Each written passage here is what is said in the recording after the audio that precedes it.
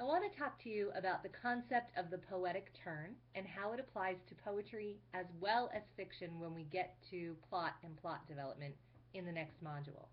For now, let's look at poetic turn. The concept is actually fairly simple. It's the point inside the poem, roughly the middle or perhaps two-thirds of the way through the poem, where the path or the trajectory of that poem takes a 180-degree turn. To give you that in popular media, imagine a film or a television show that you've watched recently where a boy meets girl and they strongly hate one another at the very beginning of the episode or at the beginning of the film. That is a dead giveaway that the 180-degree turn somewhere toward the end of that film will be that they fall madly in love with one another and live happily ever after.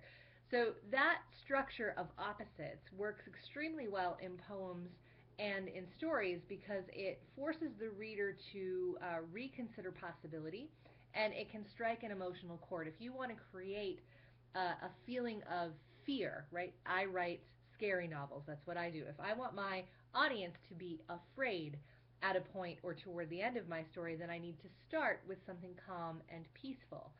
That leads them into the fear because that gives them something to parrot against or to imagine what their experience would be against something else. You cannot know love without knowing hate.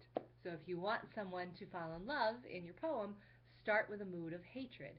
Or as you will see in the odes by Sharon Olds that you will review for the blog unit in this module, she begins from a place of humor and then ends on a place of poignancy or seriousness, kind of a somber realism to the world.